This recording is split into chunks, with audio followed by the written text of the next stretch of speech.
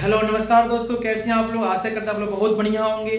तो चलिए हम लोग जो आपने शुरुआत किए हैं बहुत ही महत्वपूर्ण टॉपिक, जो खास करके हमारे इतिहास विषय का आधुनिक भारत का कोई टॉपिक है, जिसमें हम लोग बात कर रहे हैं आपको फिलहाल बंगाल के गवर्नर जनरल, उसके अलावा भारत के गवर्नर जनरल वायसराय, इन सभी चीज़ों को हम लोग देख रहे हैं। और इन सभी से संबंधित आपको जितने सारे महत्वपूर्ण आपको तथ्य हैं, इन सभी के कार्यकाल में जितना सा आपको महत्वपूर्ण तथ्य है उसको हम लोग बात कर रहे हैं। चलिए, इसके हम लोग पिछले वाले वीडियो में हम लोग बात कर चुके हैं बंगाल के गवर्नर, उसके अलावा हम लोग क्या करते हैं बंगाल के गवर्नर जनरल में क्या करते हैं आपको हम लोग बात कर चुके हैं।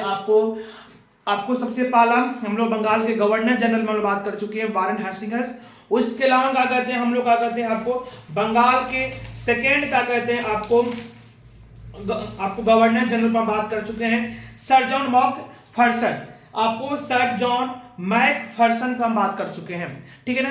इसके जितने सारा आपको पिछले का टॉपिक है आपको हम लोग पार्ट 1 और पार्ट 2 में देख चुके हैं। आशा करते हैं कि आप लोग उस वीडियो को देखे होंगे। अगर नहीं देखे होंगे तो जरूर आप इसके आपको पार्ट 1 पार्ट 2 वीडियो को आप देख लेंगे, ठीक है ना। तो फिलहाल हम बात करते हैं आपको यहाँ पे बंगाल के गवर्नर जनरल। जैसे मैंने आपको अभी बताया कि बंगाल के गवर्नर जनरल में हम लोग सबसे पहला गवर्नर जनरल हम लोग वारेन हेस्टिंग्स और दूसरा हम लोग सर जॉन मैकफर्सन पर बात कर चुके हैं हम लोग इसके पिछले वीडियो में। अब हम देखते हैं बंगाल के गवर्नर जनरल में हम लोग तीसरा गवर्नर जनरल हम देखते हैं लॉर्ड कॉर्नवालिस। आप यहाँ पे देखेंगे कि बंगाल के थर्ड गवर्नर जनरल होगा जिसका नाम होगा लॉर्ड कॉर्नवालिस, ठीक है ना। चलिए, जैसे इस वीडियो को हम खास आपको बता दें कि इसमें जितने सारे आपको टॉपिक है, समझिए कि आपको आधुनिक भारत का पूरा आपको इसमें संग्रह है। आधुनिक भारत का पूरा इसमें क्या आपको बताओ तो संग्रह है। इसमें आपको मतलब ये आपको सोचना चाहिए कि इसमें कोई भी ऐसा टॉपिक नहीं है जिसको हम यहाँ पे आपको स्किप करेंगे। सारे टॉपिक यहाँ आपको लेने का हम प्रयास करेंगे।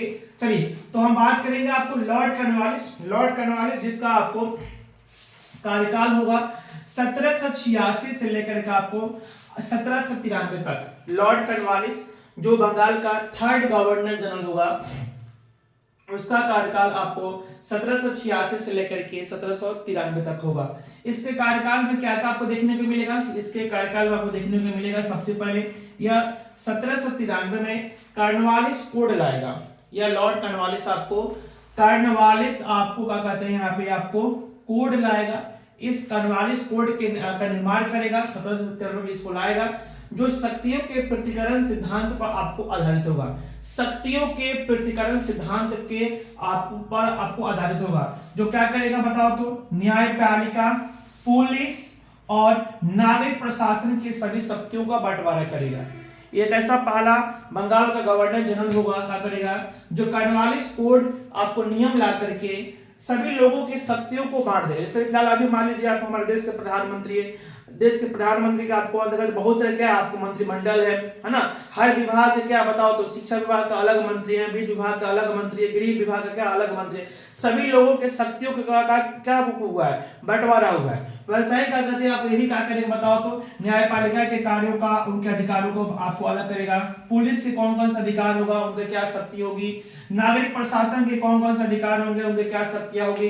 इन सभी चीजों को क्या कहते हैं आपको बांटने का काम करेगा कौन बताओ तो आपको लॉर्ड कॉर्नवालिस। तो ये सब जितना सर आपको बातें थी ये सब क्या कहते हैं आपको शक्ति आपको कॉर्नवालिस कोड की आपको अंतर्गत था। कॉर्नवालिस कोड की आपको क्या कहते हैं आपको इसके अंतर्गत था। साथ ही आपको प्रत्येक जिलों में क्या करेगा पुलिस थाना की स्थापना करेगा। यहाँ पे मैंने बताया कि पुलिसों के क्या कहते हैं आपको पुलिस के क्या कहते हैं आपको शक्ति को बंटवारा करेगा। तो यह क्या करेगा आपको जितने सारे आपको जिला है उन सभी जिलों में क्या कहते हैं पुलिस थाना का स्थापना करने का कार्य आपको कौन करेगा लॉर्ड कॉर्नवालिस। चलिए, इसके अलावा इसमें इसके कार्यकाल में सबसे महत्वपूर्ण टॉपिक आपको यहाँ पर देखने को मिलेगा, कार्य देखने को मिलेगा जो अस्थायी बंदोबस्त व्यवस्था को लागू करेगा 1793 में। यही लॉर्ड कॉर्नवालिस होगा जो अस्थायी बंदोबस्त व्यवस्था को स्थापित करेगा। आप सभी को मालूम है कि अस्थायी बंदोबस्त व्यवस्था को हम लोग क्या कहते हैं आपको कई तरह से नामों से इसको हम जानते हैं। इसको जमींदारी व्यवस्था, इसको हम क्या कहते हैं चिरस्थायी व्यवस्था, इसको क्या कहते हैं हम लोग मालगुजारी व्यवस्था, इसको हम लोग इस्तमरारी व्यवस्था। इन सभी तमाम नामों से इसको हम जानने का काम करते हैं। तो अस्थाई बंदोबस्त व्यवस्था क्या थी? यह अस्थाई बंदोबस्त व्यवस्था क्या कहते हैं आपको? बंगाल, बिहार और उड़ीसा में लागू किया गया था। सबसे पहले आप समझ रहे हैं कि अस्थाई बंदोबस्त व्यवस्था जिसको 1793 में लागू किया गया था, लागू कौन किया था बताओ तो? उस समय का तत्कालीन बंगाल के गवर्नर जनरल लॉर्ड कॉर्नवालिस लागू किया था, या बंगाल, बिहार और उड़ीसा में लागू किया गया था। इसका काम क्या था बताओ तो? इस अस्थाई बंदोबस्त व्यवस्था का काम का मतलब था कि जिसमें 10/11 भाग सरकार के पास और 1/11 भाग जमींदार के पास का कहते हैं आपको क्या होगा? टैक्सों का बंटवारा होगा। देखो उस समय ना, देखो यह इस व्यवस्था के पहले क्या कहते हैं डायरेक्ट, है ना, आपको क्या कहते हैं, या इनडायरेक्ट आप कह सकते हो कि आपको लॉर्ड कॉर्नवालिस के पहले भारतीयों से क्या कहते हैं जो टैक्स वसूलने का कार्य था वो आपको अंग्रेज सब आपको यानी कंपनी आपको डायरेक्ट या इनडायरेक्ट आपको कर रही थी। लेकिन कंपनी को क्या कहते हैं लोगों से टैक्स वसूलने में काफी क्या होती थी? दिक्कत होती थी। इसलिए क्या कहते हैं वो एक जमींदारी प्रथा लाया, जिसको जमींदारी प्रथा को हम क्या बोलेंगे? अस्थाई बंदोबस्त व्यवस्था, जिसको हम इस्तमरारी व्यवस्था, आपको क्या कहते हैं मालगुजारी व्यवस्था या चिर अस्थाई आपको व्यवस्था। इस व्यवस्था के अंतर्गत वो क्या करेगा ना कि जमींदार लोग को पूरा जमीन दे देगा कि भाई यह जितना सारा जमींदारी है, जमीन आपको जितना सारा जमीन है वो आप लोग रखो, है ना, जमींदार लोगों को दे देगा। और आप लोगों का काम है कि ये सब जमीन का मालिक तरह से आप हो गए। आपका काम यह है कि जितना सारा इस जमीन पर लोग खेती करेंगे, है ना, उन लोगों से क्या करेंगे आप लोग? टैक्स को वसूलेंगे। आपका काम है कि टैक्स को वसूल कर लाना। उस जितने सारा आप टैक्स को वसूल को लाएंगे उसका 10/11 भाग हम रख देंगे, यानी कंपनी रख देगी, और उसका 1/11 भाग आप खुद रखोगे, है ना। कंपनी का एक तरह से जमीन का मालिक आप हो गए। उस पर जितने लोग खेती करेगा उन लोगों से क्या कहते हैं आप लोग? 10/11 भाग, जितना आप मतलब वहां से आप क्या करेंगे? आप टैक्स लाएंगे, उसका 10/11 भाग सरकार रखेगी और 1/11 भाग आप ना खुद आप रखोगे। ये सारा काम आप करोगे। और इसी के साथ साथ में एक समय भी तय हो गया था कि इस डेट को क्या कहते हैं शाम तक, इस डेट के शाम तक क्या कहते हैं आपको उस टैक्स को ला करके कोषागार में, मतलब यहाँ पे हम लोग के सामने उसको क्या कहते हैं जमा कर देना है। अगर आप समय पे क्या कहते हैं, है ना, समय तक क्या कहते हैं जिस डेट की हमने बात की है उस डेट के लास्ट शाम तक आप क्या कहते हैं उस टैक्स को जमा नहीं करते हैं तो आपकी जमींदारी प्रथा भी चल जाएगी। उस कानून को बोला गया था सूर्यास्त कानून बोला गया था। जो सूर्यास्त कानून आपको अस्थाई बंदोबस्त व्यवस्था से क्या आपको हुआ था? जुटा था। तो इस तरह से क्या कहते हैं आपको अस्थाई बंदोबस्त व्यवस्था आपको लागू करने वाला आपको कौन था? गवर्नर जनरल कौन था? लॉर्ड कॉर्नवालिस था। चलिए, कॉर्नवालिस को भारत में भारतीय सेवा का जनक भी कहा जाता है। भारतीय सेवा का, इंडियन सर्विस का एक तरह से हम क्या कहते हैं जनक, हम लोग किसको कहते हैं बताओ तो? कॉर्नवालिस को कहते हैं। इतना सारा आपको कार्यकाल क्या था बताओ तो? लॉर्ड कॉर्नवालिस से क्या था बताओ तो? आपको जुटा हुआ था। चलिए, उसके बाद हम देखेंगे चौथा गवर्नर जनरल कौन होगा। ध्यान देना, आपको एक तरह से बात करेंगे हम लोग चौथा गवर्नर जनरल, बंगाल का चौथा गवर्नर जनरल कौन होगा? सर जॉन सोर। आप यहाँ पे देखो देख रहे होंगे कि बंगाल का चौथा गवर्नर आपको जनरल होगा सर जॉन सोर, जिसका कार्यकाल 1793 से लेकर के 1798 तक होगा। वीडियो ठीक ठाक हो रहा है ना? चलिए, 1793 से लेकर के 1798 तक कार्यकाल होगा सर जॉन सोर का। और सर जॉन सोर के बारे में अगर हम बात करें तो इसने अहस्तक्षेप की नीति अपनाई थी।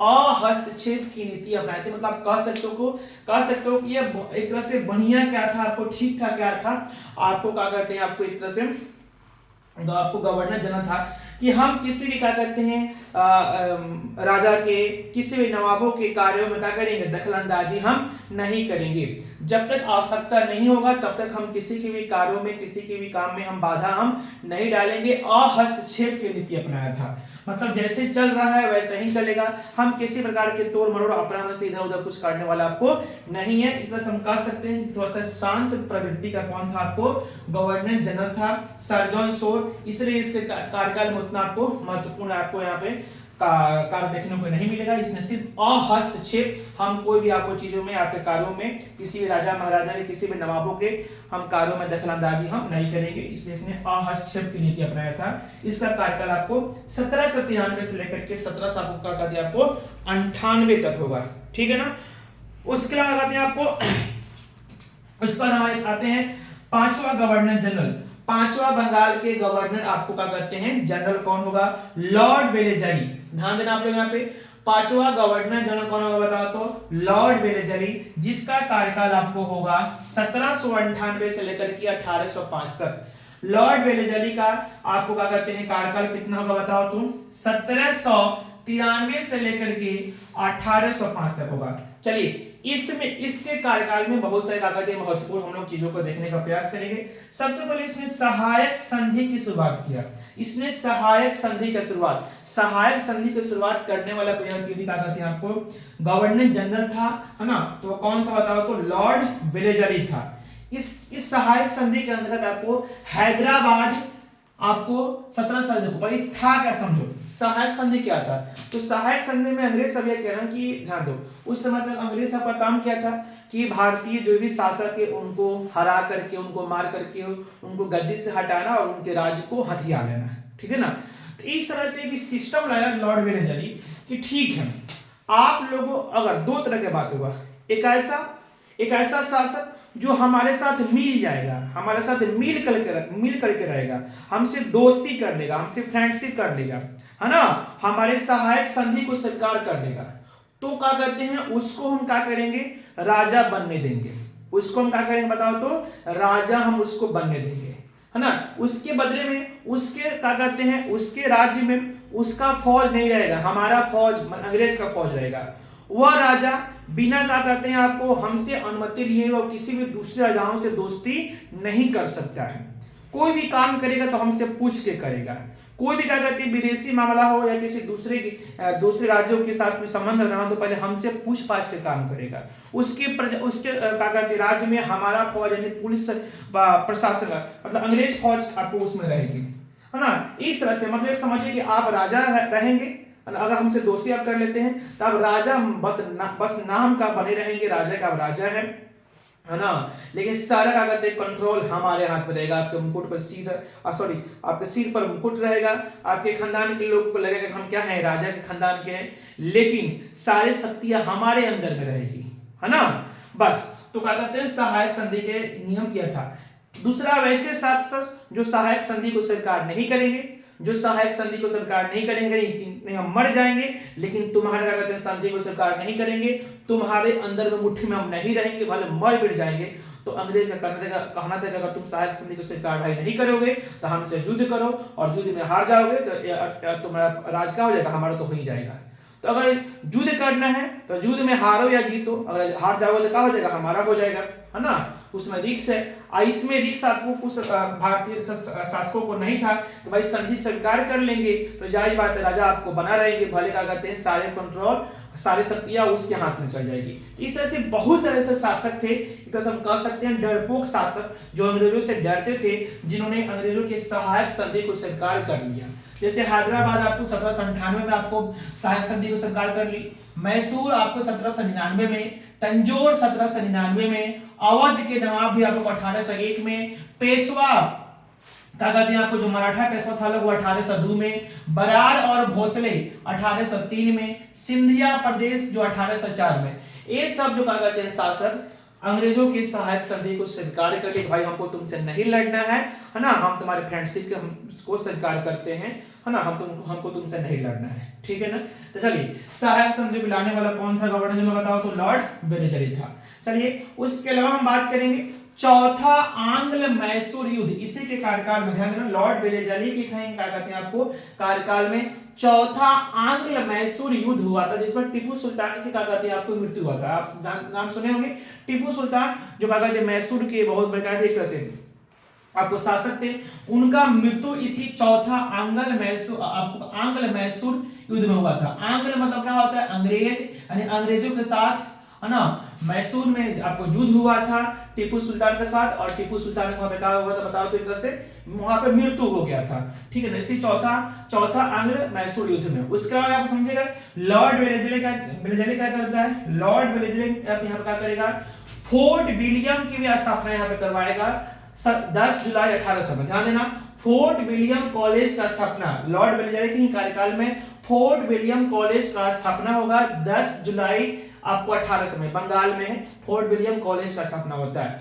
फोर्ट विलियम कॉलेज का उद्देश्य क्या था? फोर्ट विलियम कॉलेज का उद्देश्य फोर्ट विलियम कॉलेज का स्थापना करने का उद्देश्य यह था कि जितने सारे ब्रिटिश अधिकारी हैं, जितने सारे क्या हैं ब्रिटिश अधिकारी हैं, उनको भारतीय भाषाओं को सीखना है। ब्रिटिश अधिकारियों जो कि इंग्लैंड के अधिकारी जो भारत की भाषाओं को नहीं जान रहे हैं, नहीं समझ रहे, उन सभी को भारतीय भाषाओं को, यहाँ की हिंदी, संस्कृत, जो भी आपको उर्दू, जो भी आपको जो भाषा थी यहाँ की, है ना, उस भाषाओं को सीखने का काम फोर्ट विलियम कॉलेज में आपको शुरुआत किया गया। चलिए, उसके अलावा वेलेजली, यही लॉर्ड वेलेजली जो अपने आप को, आप यहाँ पर समझोगे कि लॉर्ड वेलेजली अपने आप को बंगाल का शेर कहता था, कि बंगाल का शेर किस गवर्नर जनरल को कहा जाता था? तो लॉर्ड वेलेजली, जो अपने आप को बंगाल का शेर अपने आप को समझता था और अपने आप को शेर कहता था। चलिए, 1805 में क्या कहते हैं आपको गवर्नर आपको जनरल पद से हट जाता है। चलिए, फिर से छठे नंबर पे आपको आते हैं, फिर से वही लॉर्ड कॉर्नवालिस जो क्या कहते हैं तीसरा गवर्नर जनरल था। उसके बाद फिर 6 नंबर पे लॉर्ड कॉर्नवालिस क्या होता है, दोबारा एक बार फिर से क्या होता है आपको बंगाल का गवर्नर जनरल बनता है। लेकिन उसी साल 1805 में ही इसका डेथ यहीं पे हो जाता है। बाकी जितने सारे आप गवर्नर जनरल देखोगे ना, यहाँ पे लो आया है, लो अपना काम किया है, लो, है ना, और फिर यहाँ से अपना वापस इंग्लैंड चला गया है, लो, फिर उनका पूरा जिंदगी इंग्लैंड बीता है। लेकिन यही एक ऐसा गवर्नर जनरल है लॉर्ड कॉर्नवालिस, जो यहीं पे इसका डेथ हो गया। और यहीं पे इसका डेथ हो गया तो भाई इसका बॉडी आपको इंग्लैंड कैसे जाएगा, है ना? इंग्लैंड इसका बॉडी नहीं गया, इसका क्या कहते हैं आपको, और इसका यहीं पे कब्र गाजीपुर में ही, यूपी के आपको शहर होगा गाजीपुर में क्या कहते हैं आपको इसको दफना दिया गया। तो इसका कब्र क्या कहते हैं आपको कहां पे बताओ तो गाजीपुर में। क्योंकि ये लोग क्रिश्चियन है, लोग, है ना, अंग्रेज सब क्या है बताओ तो क्रिश्चियन है, ईसाई, और ईसाई लोगों को आपको क्या कहते हैं, जैसे कि मुस्लिम धर्म के लोगों को आपको जमीन के अंदर दफनाया जाता है, वैसे ईसाई धर्म के लोगों को आपको जमीन के अंदर आपको दफनाया जाता है। इसलिए क्या कहते हैं इसका कब्र देखने को मिलेगा आपको गाजीपुर में, लॉर्ड कॉर्नवालिस जो यहीं पे इसका डेथ हो गया था। तो 5 में बना था, उस साल उसका डेथ हो गया, तो हम कहेंगे कि इस समय तो कुछ कर नहीं पाया, है ना। चलिए, फिर इसके जस्ट बाद देखिए काउंट तो होगा, है ना। चलिए, इसके बाद हम बात करेंगे 7वां नंबर, बंगाल के गवर्नर जनरल आपको 7 नंबर आप यहाँ पे देखेंगे, सर जॉर्ज बार्लो को आप यहाँ पे देखोगे, जिसका शासन काल का कहते हैं आपको 1805 से लेकर के 1807 तक देखने को मिलेगा। सर जॉर्ज बार्लो जो बंगाल का गवर्नर जनरल 7वां नंबर पे है, इसका शासनकाल 1805 से लेकर के 1807 2 साल तक रहता है। इसके समय में सबसे महत्वपूर्ण घटना क्या होती है? इसके समय सबसे महत्वपूर्ण घटना यह होती है कि 1806 में बेल्लोर में सिपाही विद्रोह होता है। बेल्लोर जो कि कर्नाटक में आपको है, तो बेल्लोर में सिपाही विद्रोह होता है। ध्यान देना, बेल्लोर के जो सिपाही था, जो फौज था, अंग्रेज प्रशासन में, है ना, कंपनी के अंतर्गत जो क्या कहते हैं आपको फौज था, आपको मालूम होना चाहिए कि भारतीय लोग भी अंग्रेज के फौज में 2 तरह के फौज होते थे। अंग्रेजों के फौज में 2 तरह के फौज, एक खुद उसके देश का फौज जो इंग्लैंड का फौज अपन फौज था, और एक भारतीय लोग भी आपको अंग्रेजों के फौज आपको बने थे। भारतीय लोग ही क्या कहते हैं आपको अंग्रेजों के फौज बने थे, और यही भारतीय लोग जो आपको अंग्रेज के फौज के रूप में थे और भारतीय लोगों से ही आपको लड़ने का काम करते थे। ठीक है ना। चलिए, तो वहां पे जो भारतीय लोग, वे भारतीय लोग जो अंग्रेज में क्या करते हैं, अंग्रेजों के क्या थे, फौज में थे, अंग्रेजों के सिपाही थे, उस सब लोग क्या करता था, अपने अपने धर्म के अकॉर्डिंग अपना काम करता था। जैसे मान लीजिए कोई आपको फौज है, भारतीय फौज जो कि मान लो हिंदू है तो टीका लगा रहा है, अपना जनेऊ, आपको ब्राह्मण है तो अपना जनेऊ आपको क्या कहते हैं पहना हुआ है। उसके अलावा आपको मुस्लिम धर्म के लोग है तो दाढ़ी रख रहा है अपना, है कि नहीं है। सिख धर्म के लोग है तो पगड़ी बन रहा है, मोछ रख रहा है, इस तरह से अपना रख रहा है। तो मतलब इस तरह से अंग्रेज सब वहां पे को मतलब क्या कहते हैं परेशान करता था कि भाई तुम टीका नहीं लगा सकते हो, तुम दाढ़ी नहीं रख सकते हो, तुम मूछ नहीं रख सकते हो, तुम जनेऊ नहीं बांध सकते हो, तुम ईसाई धर्म के अकॉर्डिंग अपना ड्रेस को क्या कहते हैं पहनो।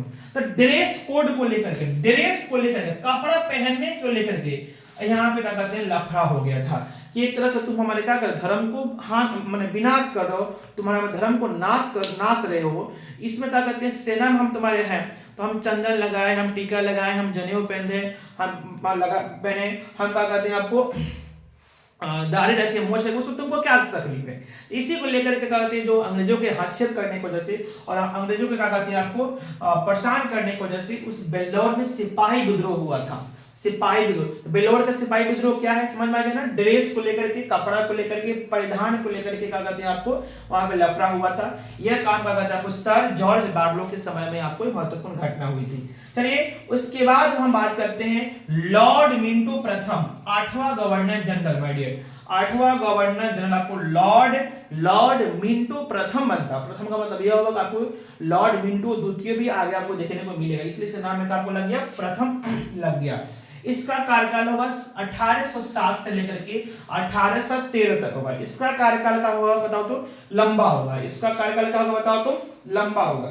चलिए इसके कार्यकाल में हम दो महत्वपूर्ण काम देखेंगे। पहला महत्वपूर्ण काम यह देखेंगे कि अमृतसर की संधि होती है राणा रणजीत सिंह के साथ 1809 में। ध्यान देना 1809 में क्या होती है अमृतसर की संधि। जो अमृतसर का शासक, पंजाब का शासक हुआ करते थे उस समय राणा रणजीत सिंह होते थे।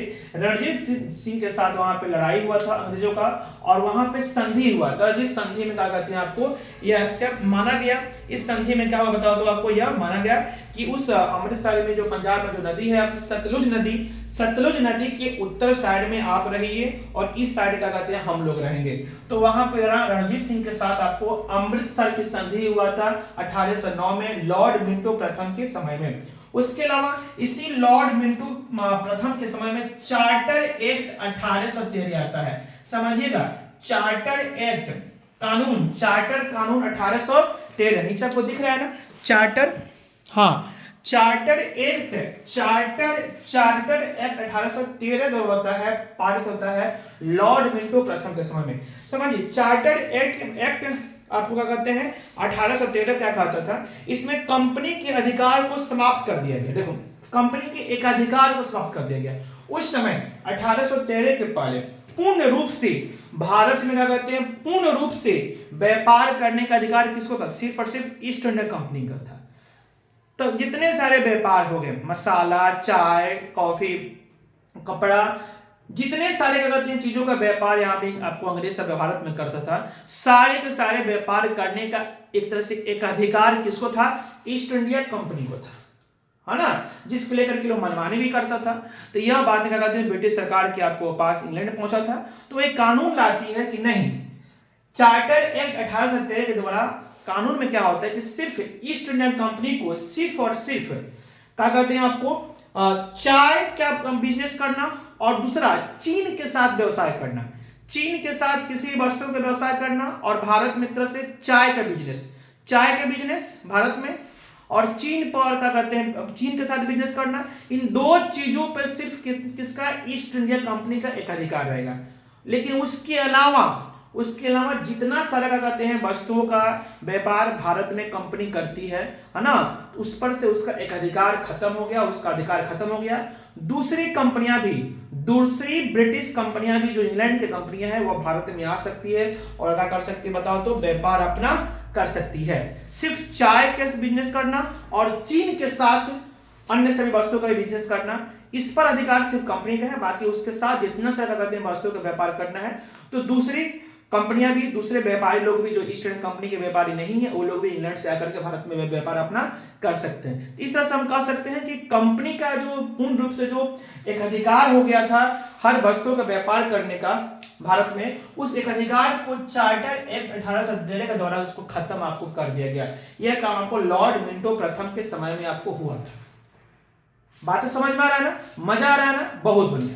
चलिए आइए मेरे दोस्तों, है ना, अब हम बात करते हैं 9 नंबर पे। 9 नंबर पे क्या कहते हैं आपको जो बंगाल के गवर्नर होंगे वह होंगे लॉर्ड हेस्टिंग्स। वारेन हेस्टिंग्स की बात नहीं कर रहे हैं, ध्यान देना, बंगाल के प्रथम गवर्नर जनरल वारेन हेस्टिंग्स। उसका और पीछे जाइए, बंगाल के अंतिम गवर्नर वारेन हेस्टिंग्स, जिनको क्या कहते हैं बंगाल का बना गया प्रथम गवर्नर जनरल वही हो गए। तो हम बंगाल के प्रथम गवर्नर जनरल वारेन हेस्टिंग्स की बात नहीं कर रहे हैं, वो दूसरा कोई था जो 1 नंबर पे है। और ये 9 नंबर पे लॉर्ड हेस्टिंग्स का कार्यकाल का होगा बताओ तो, इनका काल होगा 1813 से लेकर के 18 से क्या कहते हैं आपको क्या कहते हैं 23 तक होगा लॉर्ड हेस्टिंग्स का कार्यकाल होगा।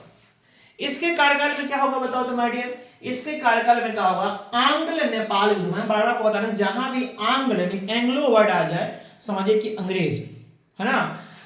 आंग्ल नेपाल युद्ध हुआ था 1814 से लेकर के 1816 के बीच में, जो 1814 से लेकर 16 के बीच में इन्होंने नेपाल के साथ में युद्ध किया था, जिसमें सुगौली की संधि, हाँ यही सुगौली जो क्या कहते हैं हमारे चंपारण की क्या कहते हैं आपको जगह है सुगौली, आपको है ना, बिहार में ही आपको जो चंपारण है, चंपारण का कहते हैं आपको ये सुगौली है ना, सुगौली जो आपको पूर्वी चंपारण में आता है ना, सुगौली में इसकी संधि हुआ था, है ना। इस संधि में, है ना, बात करते हैं आपको जो चंपारण में क्या कहते हैं आपको जो सुगौली है, सुगौली में क्या होती है बताओ तो, सुगौली की संधि होती है।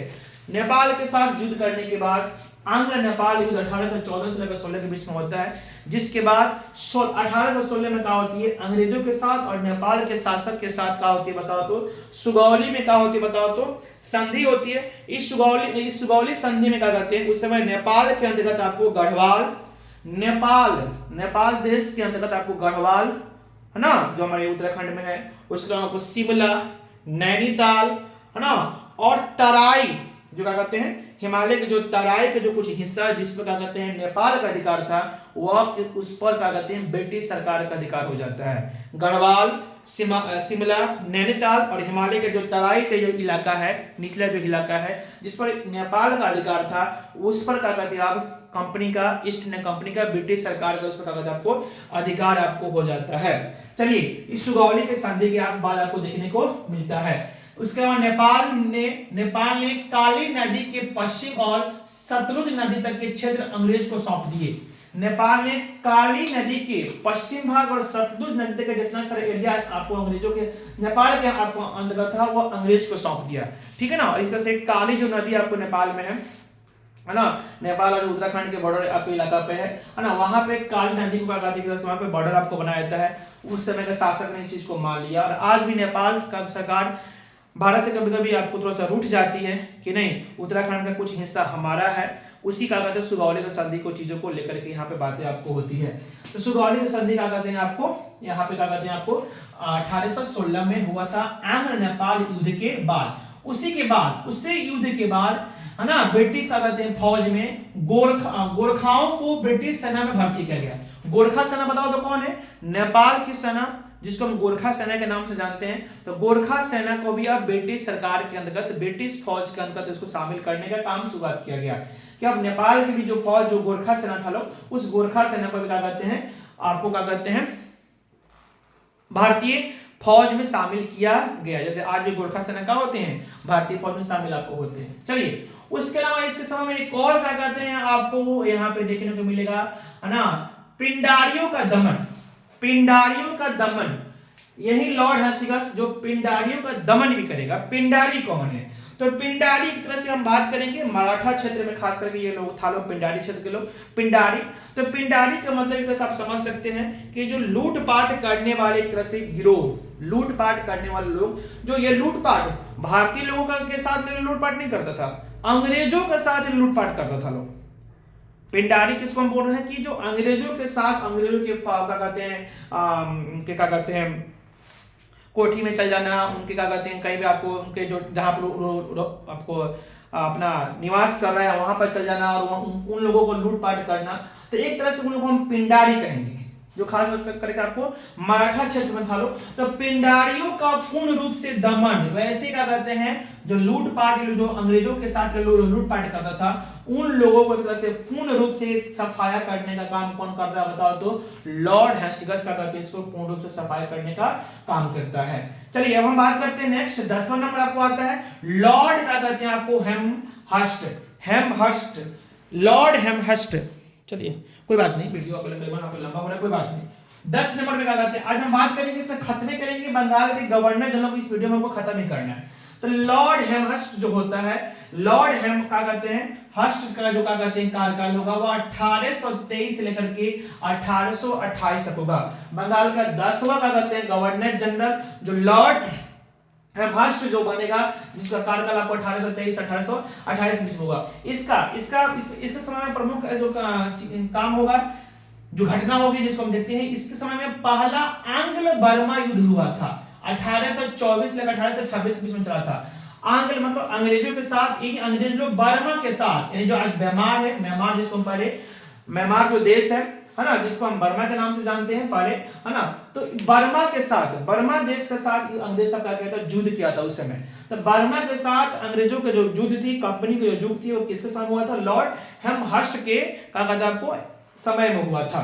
चलो अब क्या हुआ ना कि इस बर्मा के साथ लड़ने के लिए, है ना, यह कंपनी क्या करती है, यह लॉर्ड हेमहर्स्ट क्या करता है कि भारतीय फौज को भी लड़ने के लिए भेजता है। तो भाई बर्मा किसको लड़ने के लिए भेजता है, भारतीय फौज को लड़ने के लिए भेजता है कि भाई तुम लोग भी यहां से जाओ, जो भी इंडियन लोग क्या कहते हैं, जो फौज है वो लोग बर्मा से लड़ने के लिए आप कंपनी की ओर से जाइए। अब बर्मा के साथ लड़ने के लिए भारत से जाना है, बर्मा समुद्र पार करके जाना था। तो उस समय के क्या कहते हैं आपको, एक तरह से हिंदू का कहते हैं, लोगों को यह मान्यताएं थी कि समुद्र पार करना एक तरह से हमारे धर्म में क्या है, वर्जित है।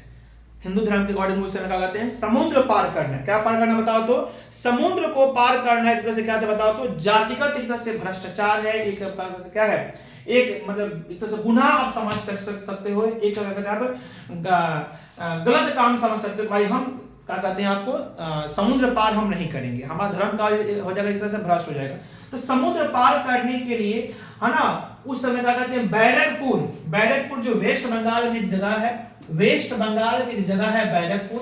तो बैरकपुर के जो सेना था लोग, उन्होंने विद्रोह कर दिया। क्यों विद्रोह कर दिया, क्योंकि इस बैरकपुर के सेना के लोगों को यह प्रेशर दिया गया कि आप लोग, है ना, किससे लड़ने के लिए बताओ तो, बर्मा लड़ने के लिए आप लोग जाइए 1824 में। 1824 में युद्ध शुरुआत हुआ, उसी समय बैरकपुर के सेनाओं को लड़ने के लिए आपको भेजा जाने लगा। तो ये लोग वहां पे क्या करते हैं, विद्रोह कर दिया कि भाई हम लोग नहीं जाएंगे, समुद्र पार करके हम लोग नहीं जाएंगे, हमारा धर्म में एक तरह से, या हमारा धर्म भ्रष्ट हो जाएगा।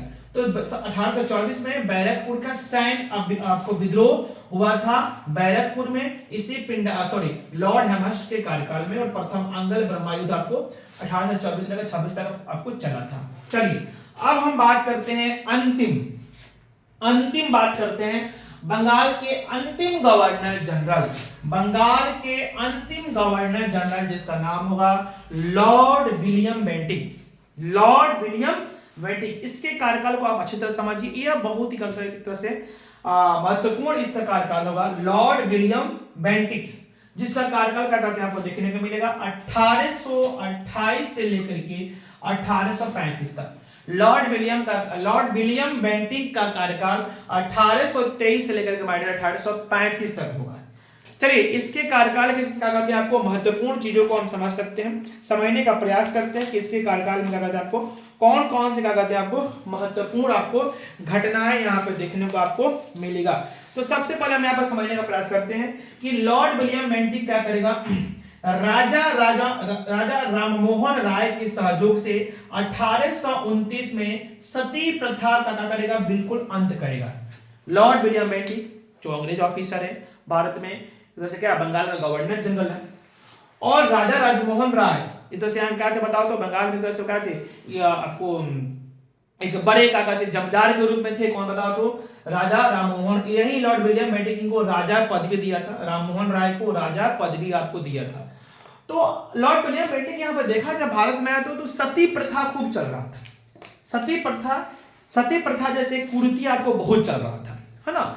सती प्रथा क्या आप सभी को मालूम, सती प्रथा क्या है कि अगर मान लीजिए कोई व्यक्ति मर जाता है, कोई व्यक्ति क्या होता है बताओ तो, मर जाता है, तो अगर उसकी पत्नी अगर पहले है, मतलब पत्नी के पहले किसी पत्नी का पति मर गया, अभी उसकी पत्नी जिंदा है, तो उस पति के जलते हुए चिता पर, उस पति के जलते हुए चिता पर इस पत्नी को जाकर वहां पे बैठ जाना होता था, और उस पति के साथ साथ जिंदा अपने आप को वहां पे जल जाना होता था। इस प्रथा को बोलेंगे सती प्रथा। क्या बोलेंगे बता दो इसको, सती प्रथा। हालांकि यह प्रथा हर जगह नहीं थी, लेकिन बहुत जगह इसको देखने को मिला था कि सती प्रथा आपको चल रहा है, जिसमें क्या कहते हैं आपको, कोई औरत है ना, उसका पति मर गया, है ना, अब उस पति को क्या कहते हैं, उस व्यक्ति को जलाया जाएगा, और इस औरत को भी क्या कहते हैं आपको जिंदा वहां पे आपको क्या कहते हैं बैठना होता था, उस चिता पे और जलना होता था। मान लीजिए ठीक है, कुछ औरतों को ये एक्सेप्ट होगा, मान सकते हैं कि जो प्रथा चल रहा है, लेकिन क्या यह सिस्टम तो सबको एक्सेप्ट नहीं हो सकता है। मैंने एक तरह से किसी को जबरदस्ती भी जो औरत का कहते हैं, आप समझो कि एक उस औरत को क्या कहते हैं आप, अभी तो मान लीजिए कि उसका पति मर गया है ना, पति का अफसोस तो है ही, और उससे कई गुना अफसोस यह देखने को मिल रहा है कि भाई मेरा पति मर गया, उसको जलाने के साथ ये लोग हमको भी जला देगा, मतलब मेरा भी जिंदगी अब आज से क्या हो गया, खत्म हो गया। तो इस तरह से कितने औरतों को जबरदस्ती भी क्या कहते हैं आपको ये सब उसके काम करवाया जाता था। तो इस प्रथा को जब क्या करते हैं, जब लॉर्ड विलियम बेंटिक देखा तो काफी हैरान हो गया, और हैरान होकर के क्या कहते हैं उसका दिमाग बना लिया कि भाई इस प्रथा को तो हम खत्म करेंगे। और भाई इस प्रथा को हम खत्म कैसे करेंगे, क्योंकि ये तो प्रथा आपको लंबे समय से चल रहा है। यहाँ के लोकल लोगों का जो बड़े लोग हैं, जो यहाँ के लोकल लेवल के जो लोग हैं उनको सहयोग लेना पड़ेगा। तो वो लॉर्ड विलियम बेंटिक क्या करेगा, यहाँ पे क्या करते हैं राममोहन राय के हेल्प लेगा, और राजा राममोहन राय के हेल्प से 1829 में पूर्ण रूप से कानून बनाएगा, जिस कानून के अंदर सती प्रथा पर पूर्ण रूप से प्रतिबंध लगा दिया जाएगा कि सती प्रथा एक गैर कानूनी कार्य है, अगर कोई इसे करते हुए पकड़ा गया तो इस पर सजा होगी, यानी इस पर कानून बना दिया और बिल्कुल सती प्रथा को पूर्ण रूप से यहाँ पे खत्म कर दिया गया। ओके, उसके अलावा आइए एक और प्रथा को खत्म करेगा कर्नल सलीमन के सहायता से। ध्यान देना यहाँ पे राममोहन राय की हेल्प से सती प्रथा को खत्म किया 1829 में। उसके अलावा कर्नल सलीमन की सहायता से 1830 में ठगी प्रथा को खत्म किया। लॉर्ड विलियम बेंटिक दिमाग बना लिया था जितने भारत में जो सिस्टम गलत सिस्टम है, जो अनैतिक कार्य है, उस कार्य को हमको बिल्कुल खत्म करना है। जैसे सती प्रथा को खत्म किया, वैसे ही अब ठगी प्रथा को खत्म करेगा। किसके हेल्प से? कर्नल सलीमन के सहायता से। कर्नल सलीमन के सहायता से क्या करेगा बताओ तो ठगी प्रथा को खत्म करेगा। ठगी प्रथा नाम में ठग मतलब ठगना, किसी को ठगना। जैसे उस समय बहुत सारे लोगों का एक तरह से गिरोह चलता था, एक आगति ग्रुप चलता था, और मान लो ग्रुप क्या करता था, मान लीजिए कोई लोग अपना व्यापार करने के लिए 10, 20, 50 लोग ग्रुप में कहीं व्यापार करने जा रहा है, कहीं कोई मान लीजिए मेला बाजार कहीं धाम पर जा रहा है, तो उस ग्रुप में या उन लोगों के ग्रुप में इस ठगों का ग्रुप शामिल हो गया, उनके साथ फ्रेंडशिप बना लिया, भाई आपका हम साथ दे, हम भी व्यापारी हैं, हम भी आपके साथ कहीं चल रहे हैं, हम भी क्या करते हैं धाम पर जा रहे हैं। और मान लीजिए क्या करते हैं आप कोई रात में जगह ठहराव हुआ है ना, रात में सब कोई वहां पर ठहरा। अब ये जो ठग वाला है जब सब कोई सो गया है ना, तो उन लोगों के सामान को लूट लेता था। उसके अलावा क्या कहते हैं उन लोगों को क्या कहते हैं मार देता था, है ना। और मार करके एक बताया जाता है कि मार करके एक तरह से उन लोगों को आपको हत्या भी करता था, है ना। और उन लोगों के आपको हत्या करके, है ना, मतलब एक देवी माँ होती थी, देवी काली माँ के साथ उसका पूजा भी करता था, ठीक है ना। मतलब उन लोगों को क्या कहते हैं उन लोगों के साथ मिल करके उन लोगों को ठगना, उनके सामान को लूटना, उन लोगों को मारना, है ना, या नहीं भी मारना तो क्या कहते हैं उन लोगों के सामान को लूट लेना। इस तरह से क्या कहते हैं इस सिस्टम को बोला गया था ठगी प्रथा बोला गया था। क्या बोला गया था? ठगी प्रथा। और ये ठगी प्रथा लगभग बहुत जगह देखने को मिल रहा था, और इसकी शिकायतें आपको भर भर के किसके सामने आ रही थी बताओ तो लॉर्ड विलियम बेंटिक के सामने आ रहा था कि ऐसे ऐसे घटनाएं हर समय देखने को हो रहा है। लॉर्ड विलियम बेंटिक दिमाग में सेट कर लेता है कि भाई इस प्रथा को भी हमें खत्म करना है। तो कर्नल सलीमन के सहायता से ठगी प्रथा को पूर्ण रूप से 1836 में क्या करेगा बताओ तो आप खत्म करेगा। समझ में आ रहा है? चलिए उसके अलावा क्या करते हैं आपको, वह शिशु बालिका की हत्या पर भी, उस समय लोग लड़कियों को जैसे छोटे में लड़की को मार देता था, तो उस सिस्टम को भी क्या कहते हैं शिशु बालिका की हत्या पर भी प्रतिबंध लगाता है, कानून बनाता है, और इस तरह से कोई भी अपना बालक लड़की को नहीं मार सकता है, इस तरह से कानून वो बना के लाता है। कौन बताओ तो लॉर्ड विलियम बेंटिक। चलिए इसके कार्यकाल में और तरह की चीज होगा, इसके कार्यकाल में क्या कहते हैं आपको और भी क्या कहते हैं हम चीजों को देखने का प्रयास करेंगे, और भी चीजों को हम यहाँ पे क्या कहते हैं देखने का प्रयास करेंगे, जिसको थोड़ा सा हम यहाँ पर लिखते हैं। अब हम यहाँ पे क्या करते हैं आपको लिखते हैं। अगर आपको वीडियो पसंद आ रहा होगा हमारे, आपको लग रहा होगा नहीं आपके लिए हम कुछ मेहनत कर रहे हैं, अगर थोड़ा सा मेहनत हम कर रहे हैं और आपके फायदा के लिए हम कुछ मेहनत कर रहे थे, प्लीज मेरे यार, प्लीज मेरे दोस्त, प्लीज मेरे भाई बहन क्या कहते हैं वीडियो को थोड़ा सा क्या कीजिए आप लोग लाइक्स कीजिए, चैनल पर नए होंगे तो सब्सक्राइब कीजिए, है ना, अपने दोस्तों के साथ शेयर कीजिए, है ना, ताकि मेरा भी मनोबल का हो बढ़े, और इस तरह से बेहतरीन टॉपिक भी आपके साथ हम क्या करें शेयर कर सके, ला सके। चलिए तो विलियम बेंटिक के समय में आप यहाँ कुछ और देखोगे, आप यहाँ पर देख रहे होंगे कि शिशु बालिका की हत्या पर भी प्रतिबंध लगाता है। उसके अलावा भारतवासियों को ऊंचे पदों पर नियुक्ति, यही विलियम बेंटिक क्या करेगा, भारतवासियों को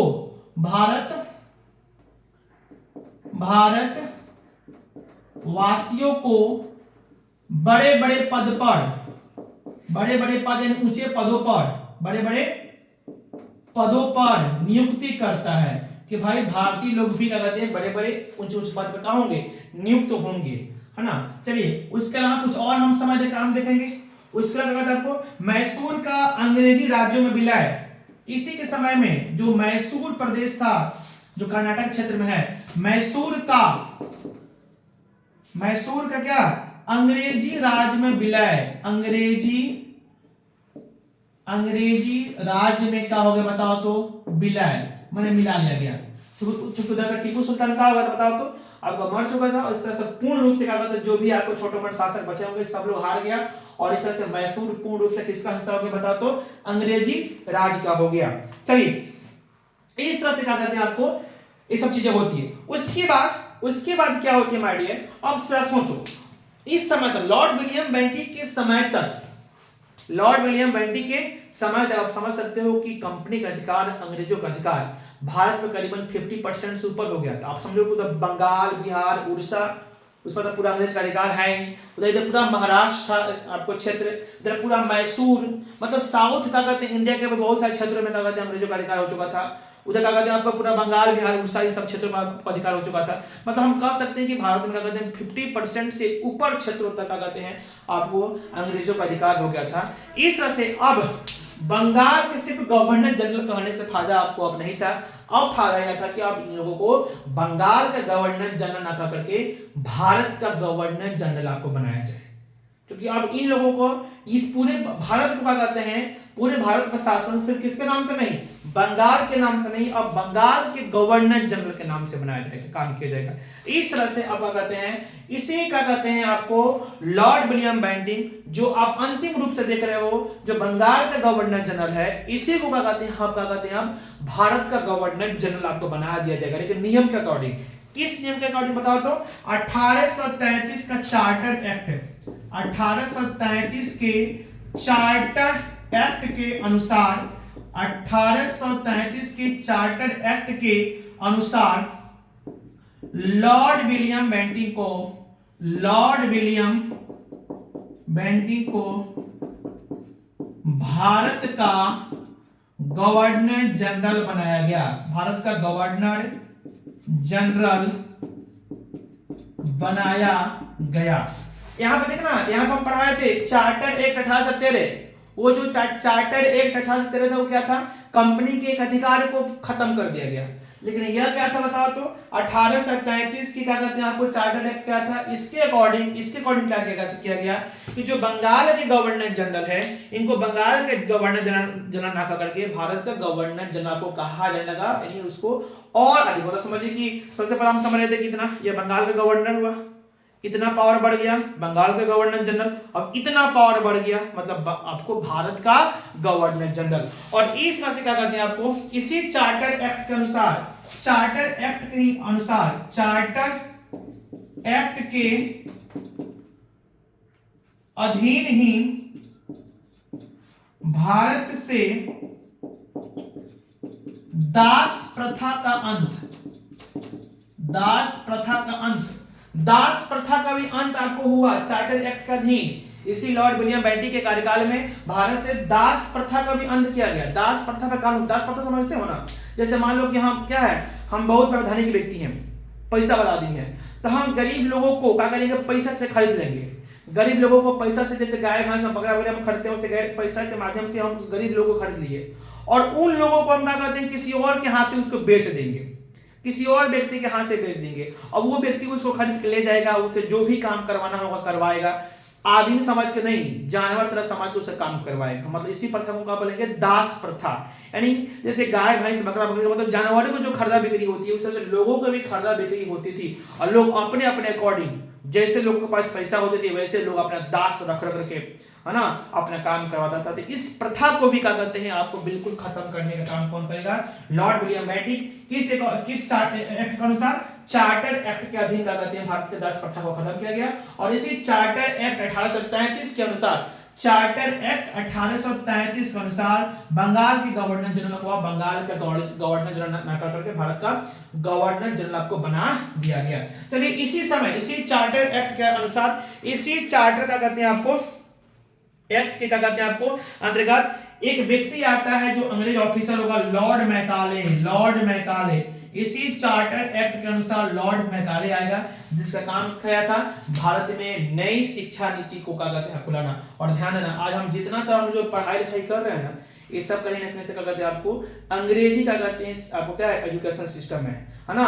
इंग्लिश एजुकेशन सिस्टम एक तरह से हम लोग पढ़ रहे हैं या भारतीय कल्चर की हम लोग पढ़ाई लिखाई नहीं कर रहे हैं, अंग्रेजों के जैसा कल्चर का हम लोग पढ़ाई लिखाई हम लोग इसको कर रहे हैं। और ये जितना सा हम लोग सिस्टम हम लोग जो पढ़ाई लिखाई का जो हम देख रहे हैं वो सब सिस्टम में ही लॉर्ड मैकाले जो शिक्षा नीति को भारत में लागू किया था।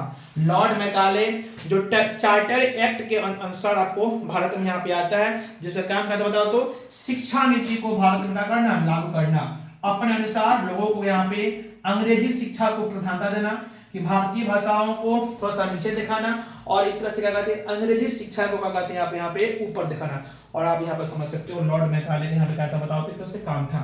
इस तरह से आप यहाँ पे समझ रहे हो। इस तरह से हमने यहाँ पे पूर्ण रूप से खत्म कर दिया क्या बंगाल के गवर्नर जनरल जो टॉपिक हमने शुरुआत किए थे उसको हम यहाँ पे खत्म कर दिए। अब यहाँ पे फटाफट याद कर लीजिए फटाफट एक बार याद कर लीजिए कि बंगाल का प्रथम गवर्नर जनरल कौन था बताओ तो। बंगाल का प्रथम गवर्नर जनरल कौन था वारेन हेस्टिंग्स। और बंगाल का अंतिम गवर्नर जनरल कौन होगा दिमाग में सेट कर यही आपसे पूछेगा ऑब्जेक्टिव में यही खास करके पूछता है कि बंगाल का प्रथम गवर्नर जनरल वारेन हेस्टिंग्स। दिमाग में सेट कर लीजिए हम बोर्ड पढ़ने लिख रहे हैं क्योंकि वीडियो काफी लंबा हो रहा है आप कॉपी में लिख लीजिएगा कि बंगाल का प्रथम गवर्नर जनरल। चलिए शुरुआत देख लेते हैं। बंगाल का प्रथम गवर्नर रॉबर्ट क्लाइव। बंगाल का अंतिम गवर्नर वारेन हेस्टिंग्स। समझ आ गया। फिर अब आइए बंगाल का प्रथम गवर्नर जनरल वारेन हेस्टिंग्स है ना और बंगाल का अंतिम governor general Lord William Bentinck. लिख रहे हैं कॉपी में ना वीडियो को रोक करके लिख लीजिएगा। अब आइए भारत का प्रथम गवर्नर जनरल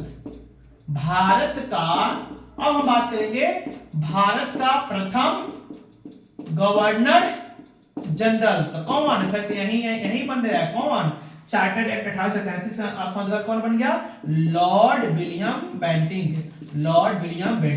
चलिए इसके बाद हम जो वीडियो आपको बनाएंगे आपके लिए वह बनेगा आपको भारत के गवर्नर जनरल जिसमें एक नंबर हम फिर से बात करेंगे लॉर्ड विलियम बेंटिंक। हालांकि लॉर्ड विलियम बेंटिंक यहाँ पर काम हम लोग पढ़ चुके हैं उसके बाद फिर क्या करते हैं हम लोग और चीजों को यहाँ पर आगे से देखने का प्रयास करेंगे। तो चलिए माय डियर आशा करते हैं कि आपको चीजें बहुत अच्छा लगा होगा। ये वीडियो आपको थोड़ा सा लंबा दिख रहा होगा लेकिन आपको बहुत मजा आया होगा और आपके लिए काफी यूजफुल होगा। तो चलिए ऐसा ही आप लोग प्यार दुलार अपना आशीर्वाद हम पर बनाए रखिएगा। आप देख रहे थे Kumar Shibu BPSC teacher YouTube channel को जैसे कि मेरा नाम शिबू कुमार चौबे है। चलिए मिलते हैं हम लोग नेक्स्ट वीडियो में तब तक आप लोग का बहुत बहुत धन्यवाद। जय हिंद जय भारत।